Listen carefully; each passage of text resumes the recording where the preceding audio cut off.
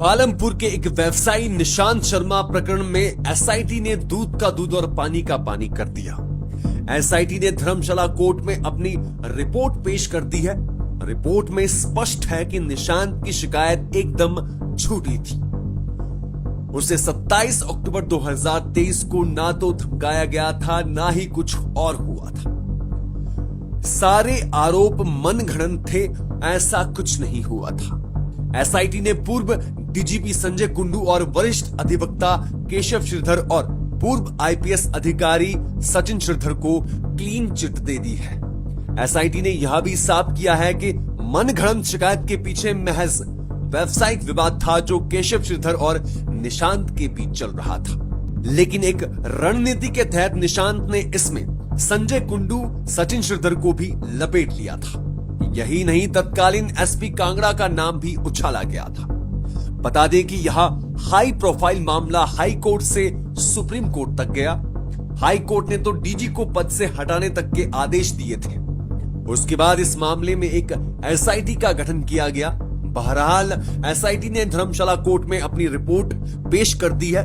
Report में निशांत की शिकायत को मनगढ़ंत बताते हुए मामले को बंद करने की सिफारिश की गई है। मामले के मुताबिक केशव श्रीधर और निशांत का मैक्लोडगंज और पालमपुर के साथ में कारोबार है। एक ऑडिट रिपोर्ट निशांत का वित्तीय कुप्रबंधन सामने आया था। यह मामला अभी भी नेशनल कंपनी लॉ ट्रिब्यूनल के समक्ष चल रहा है। एसआईटी का कहना है कि इसी विवाद के चलते निशांत ने मनगढ़ंत शिकायत पुलिस के समक्ष की। कई प्रभावशाली लोगों को फंसाने की कोशिश की गई। वित्तीय कुप्रबंधन से ध्यान हटाने के लिए एक कहानी रची गई। उसमें खुद के उत्पीड़न को झूठी कहानी के जरिए पेश किया गया। निशांत ने पुलिस को ईमेल के जरिए भेजी शिकायत में आरोप लगाया था कि 27 अक्टूबर 2023 को मैक्लोडगंज में बाइक पर सवार अज्ञात हमलावरों ने डराया धमकाया था। उस समय वो अपने परिवार के साथ था। उसने केशव श्रीधर और सचिन श्रीधर के अलावा तत्कालीन डीजीपी संजय कुंडू को इस घटना के पीछे बताया। कहा कि उससे कारोबार से बाहर करने की कोशिश की जा रही है। उसने कारोबारी विवाद का जिक्र करते हुए यह भी बताया कि उस पर गुड़गांव में 25 अगस्त 2023 को हमला हुआ था। बाद में हिमाचल हाई कोर्ट ने निशांत की शिकायत पर संज्ञान लिया।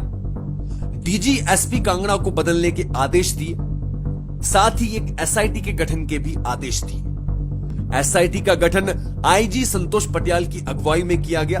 बाद में जांच में पता चला कि निशांत की शिकायत पर कांगड़ा पुलिस ने पहले ही जांच की थी, लेकिन कुछ नहीं मिला। एसआईटी ने मामले की बारीक जांच की है।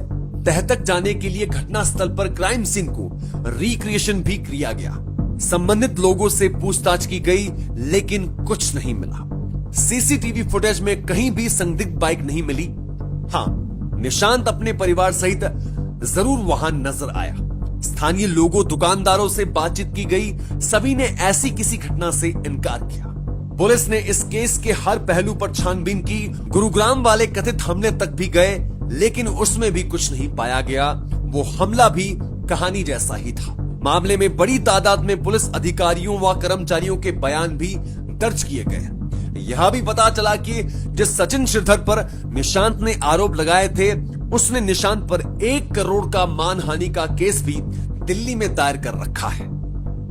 इस बीच तत्कालीन डीजीपी संजय कुंडू ने माना कि उन्होंने निशांत को फोन किया था, लेकिन उनका मकसद महज मध्यस्थता था। मकसद ये था कि दोनों पार्टियों के बीच मामला बातचीत से सुलझ जाए। इस मामले में घसीटे गए तमाम लोगों की कॉल डिटेल भी अलग से निकाली गई, लेकिन कहीं भी किसी भी आपराधिक साजिश के साक्ष्य नहीं मिले। बहरहाल अदालत में इस रिपोर्ट के पेश होने के बाद आगामी कार्यवाही पर सबकी नजरें टिकी हुई है।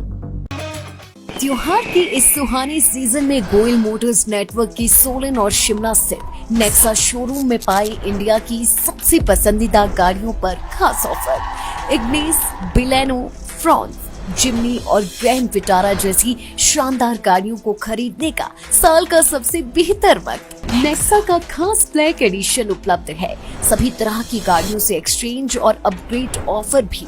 तो देर किस बात की, आज ही सोलन या शिमला में गोयल मोटर्स के नेक्सा शोरूम में पधारे और पाए कार खरीदारी का एक कभी ना भूलने वाला सुखद अनुभव।